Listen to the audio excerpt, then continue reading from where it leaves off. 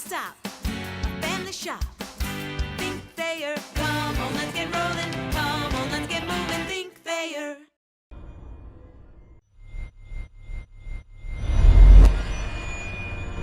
To that, really, I think in the third period, it comes to mind was poor job on the penalty kill, obviously. Their goal early in the first, was a turnover in our D zone. I don't think there was anything to it, really. I think it was a back and forth game, and I thought I don't think it's because somebody started and the other team didn't. I think it was just circumstance.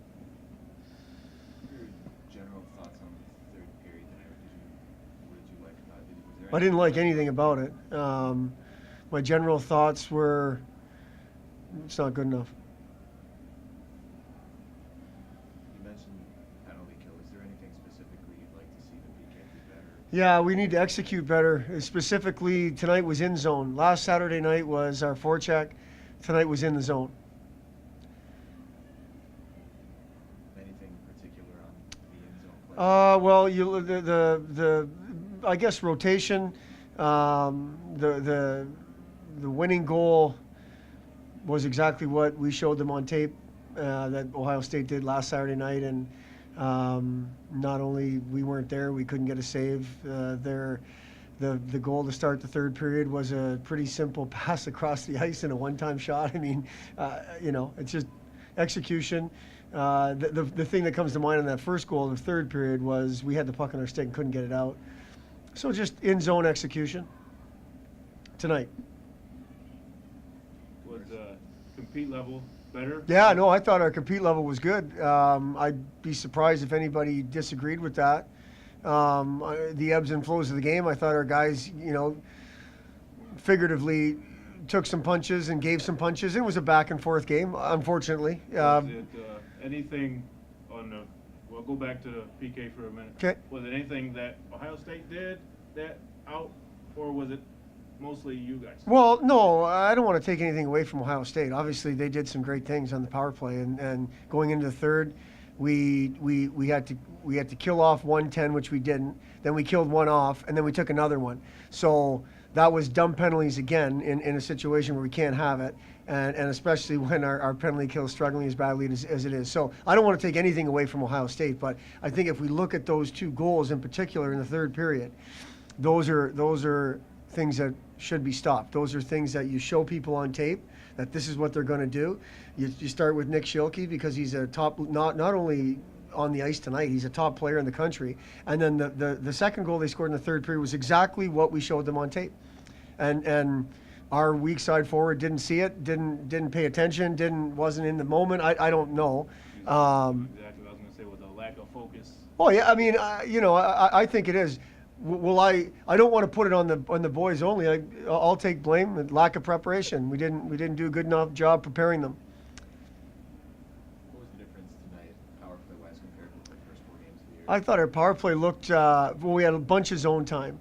I thought we were taking what the game gives us. I thought we weren't one and done tonight for the most part. We were a second and third effort team, which gave us second and third effort opportunities in the zone for zone time.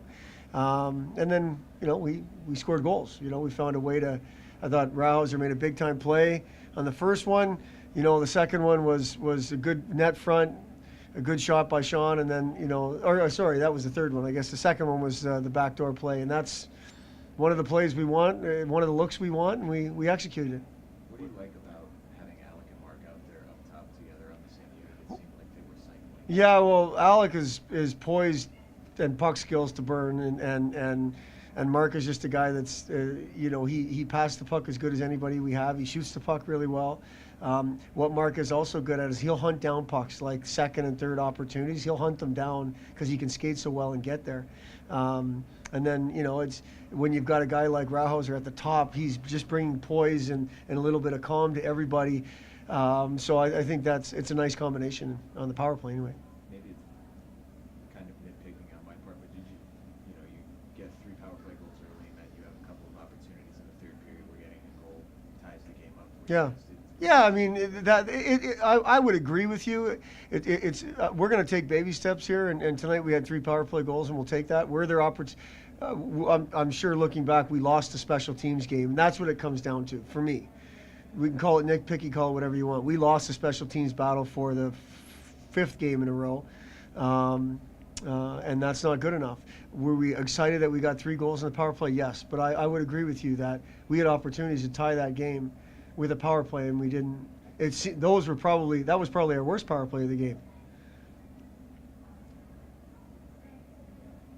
And how much momentum do you feel like this gives you? Getting back to playing well. I don't think it gives us any momentum, Zane. We lost. We're not. The days of us getting momentum from losing are over. From a coach's perspective, I thought we played well tonight, but I thought we played well through 2 periods last Friday too. We didn't learn the lesson against a really talented team. We let them back in the game by taking unnecessary penalties and a penalty kill that's just not even close to good enough. And then once again, 5 goals against. I mean, pucks are ending up in our net that just shouldn't. There's some themes going on, and it's not good. It's not good. You mentioned 5 goals, and it's happened. What, 4 out of 5? Yeah, I think it was 4, and then 5. As far as Chris Nell is concerned, is it him or is it everybody? It's everybody, but 5 goals went in. Right.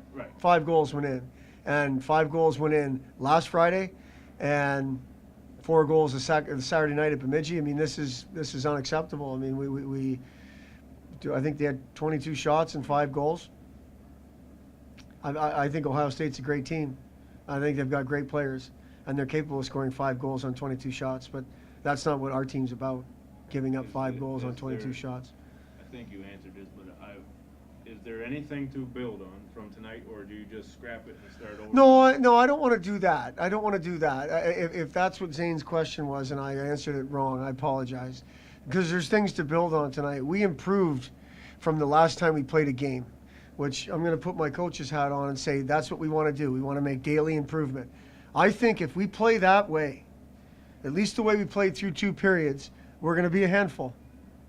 But being a handful and winning games are 2 different things. We've been in those situations before, and we're acting like we haven't.